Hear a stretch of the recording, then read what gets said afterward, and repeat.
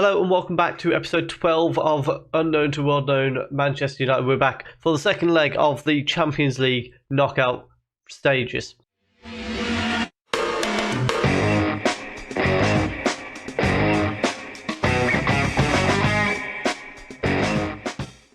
Not been long since you were last with us. After the disappointing loss to Chelsea, we bounced back 4-0 win against Coventry, 2-0 win against Newcastle, and a 0-0 draw with Aston Villa. In the league, that means we are currently 4 points clear of Manchester City in second, and then Arsenal are just behind them. West Brom still up in fourth place. Are we going to see West Brom in the Champions League next year? It's looking fairly likely. Meanwhile, Liverpool and Tottenham find themselves down in 12th and 13th, which is quite funny. We've got Bayern Munich today in the second leg. We're 2-1 up from the first leg, and then we've got a game against Manchester City, which is looking all the more important when you look at that league table. Going through so far, you've got Leipzig over Valencia, Inter over Tottenham, Barca over Feyenoord, and Real Madrid over Juventus. PSG are 2-1 up against AC Milan, Chelsea struggling against Copenhagen, and Atletico and Arsenal is finally tilted at 1-1. Our lineup for today, we've got Zakiri in goal, a back four of Douglas, Cesar, Hulis and Jose, Walbert, Skolin, Orlov and Chacon, and then Roberts and Fati up front. The big one there, obviously you notice Zakiri is in goal. Haidara has suffered an abdominal strain, so he's out for another 10 days to 3 weeks. Therefore, we are running a little bit of a risk by having our backup goalkeeper. Corner kick for Bayern Munich. Havertz is there, but it's saved by Zakiri at the near post. However, early chance for Bayern Munich. Zakiri is going to play the ball out to Cesar and then goes long to Ndodge. Glad we watched that. Ball through here. Pedri sends it over the bar. A little bit of a let off there. It was offside as it turns out as well. Wolber with a corner just under half an hour gone here. It's headed away, but only as far as Chacon. Can he get a ball back into the box? He can to Skolin on the edge. Back to Diaz. And then chance for a cross here, perhaps. It was a cross. Oh my goodness. The defenders then made an absolute mess of it. Diaz has just kind of ran past him and played a ball across the floor to Roberts. Oh, that looked harsh. That looked onside to me. Oh, just offside. But Bayern Munich, that was living dangerously. They now have a corner straight off the back of that. Hopefully that's not awoke them up. Ball comes in. Cesar heads it away. Roma with the volley. That would have been a stunning goal, but he doesn't find the net. We are fast approaching half-time here as Bayern Munich trying to find a way forward again now. Pedri on the ball inside to Havertz and then into Rocamora is his name. Chacon's nicked the ball there, plays it through to Fati. 3-1 on aggregate. 1-0 on the night. We are inching closer to the quarter-final. And it's another goal that's come from one of their players just holding the ball unnecessarily. Roberts was offside, which ruled out our first one, but the second one, it's the same type of goal. And that means at half-time, we're 1-0 up, 3-1 up on aggregate, and hopefully on our way to a quarter-final. Rocamora with a corner kick. Harwood Bellis gets one back for Bayern Munich, obviously a player that we had back at Inter Milan. Hopefully, it's just going to be like the first leg. They get one back, but they can't do any more than that. But far from ideal. Free kick at the back here. Zakiri plays it out to Cesar and then Walbert to Skolin to Chacon. A quick, fast passing move here. Doesn't find Oh. Surely this isn't being given. Because he very blatantly got the ball. Wow. Well, Fati steps up, scores the penalty, puts us 2-1 up on the night, 4-2 up on aggregate, but that one I don't really want to celebrate because it was a great tackle. but we lead by 2 goals again. We are straight back in with another highlight again here. Ball in behind, Hulis has it covered and Zakiri sends it out. Davis knocks it down to Pedri, switches it on the volley, but Zakiri with a good save. We're going to bring Ferreira on for Skolin, who's looking a bit tired. Then Orlov will become the attacking one of the two, and Chacon can come off for Maurice. Cesar plays the ball out to Orlov, and then out to Diaz on the wing. Forward to Ansu Fati, and then Maurice through to Roberts. Oh, that should have been a goal. That should have been 3-1 on the night. It's out for a corner though. Maurice is going to send it in. We're probably going to see nothing from it. Cesar collects it as it bounces away. Maurice to Wolber on the edge of the 6-yard box. But it's an easy save for the Bayern Munich goalkeeper. We now have a throw-in for Bayern Munich. It's inside to Havertz. Lorate to Caraxes over the bar. And it remains 4-2 on aggregate. This tie has been very even when you look at the stats. I don't think either one of us has really edged it outside. Oh, that looks offside, ref. Doesn't matter. Easy save for the keeper. It was offside. I think overall it's been just a good 2 games of football. If you ignore the dodgy penalty decision from the referee. All of Ferreira to Maurice. Onto Roberts. Into space. Wraps it up. 3-1 on the night. 5-2 on aggregate. We are going to the quarter-final. And I'm a little bit glad as well that we're now not at risk of 1 goal, meaning we're qualified because of a dodgy penalty decision. However, despite that, as I was saying, I think it's just been 2 really good games of football between 2 very evenly matched teams. We've just managed to edge it over the 2 legs. I think 5-2 does look a bit harsh on Bayern Munich. However, at the same time, I don't really want them to get one back here. Carrick's is with a chance for a cross from the right-hand side. Hulis denies it. Jose and Hulis then lumps it away. Roberts inside to Maurice. Ball through to Ansu Fati. Oh, he backs away from it for some reason. And in doing so, he's actually given the ball back to Bayern Munich. And Dodge on the wing, back to Harwood Bellis. And then to Carrick's. Lorate loses the ball to Ferreira. Roberts through to Fati. He takes it wide again, and this time into the side netting. Very late on here now. Zakiri plays the ball out to Diaz. Orlov to Fati up the wing.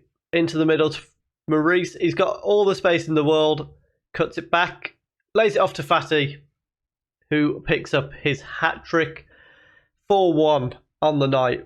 6-2 on aggregate. I think that's just a result of Bayern Munich probably trying to push men forward. You can see how few people they've got back here.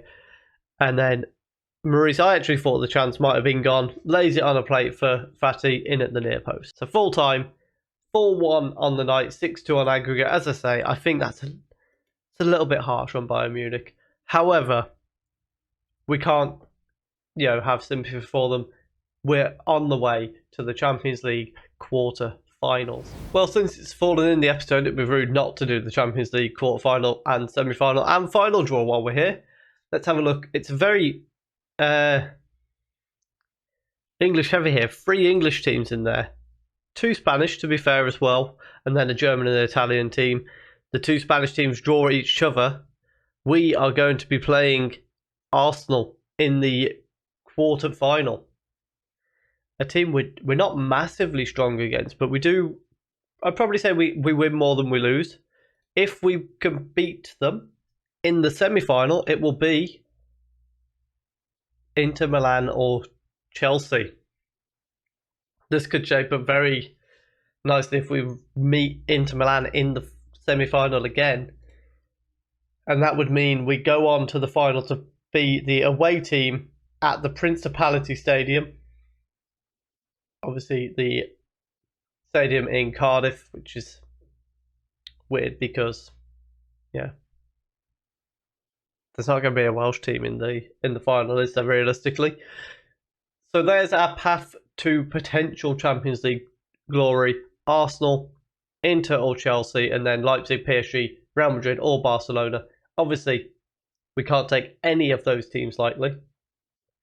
and I'm not going to even attempt to say what my preferred run would be, because I think all of them are tough games. It will be tough for us to go through, but we will hopefully find our way past everyone. And also, slight change of plan. We were going to be playing Manchester City.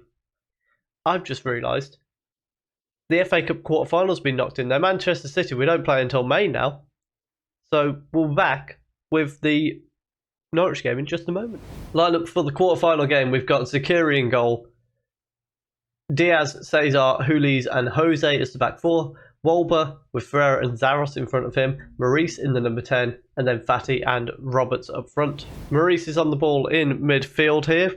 Hulis back to Zaros and then ball through to Roberts. Big chance early on. However, Norwich survive. You would hope in this game that we are going to be advancing through to the FA Cup semi-final. Zaros and Fati exchange the ball there. Oh, that's a horrendous attempt to find a through ball. Long ball only finds Hulis, however.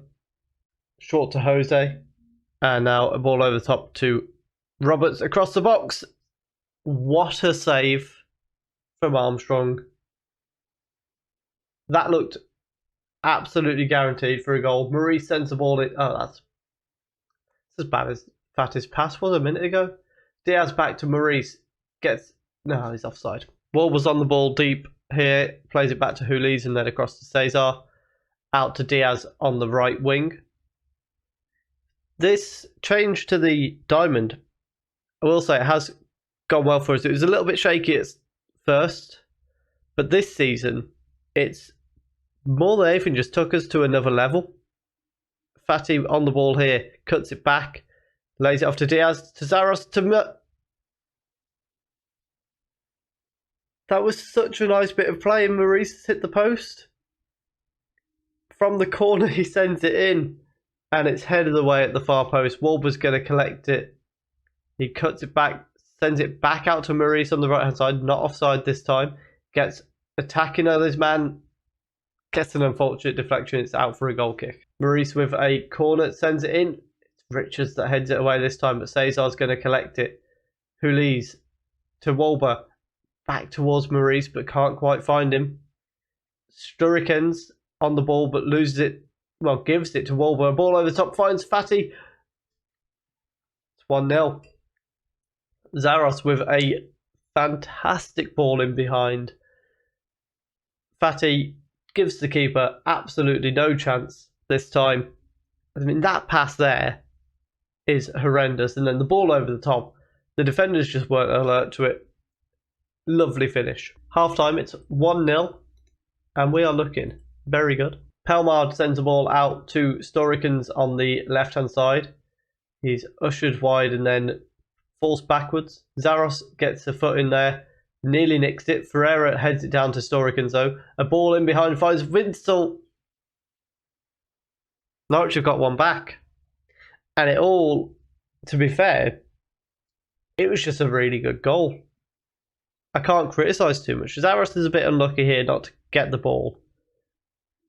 It actually wasn't Ferreira that headed that ball either. Very well worked goal by Norwich. Straight from the goal kick, Maurice plays it to Cesar and then to Zaros. Wolber out to Diaz.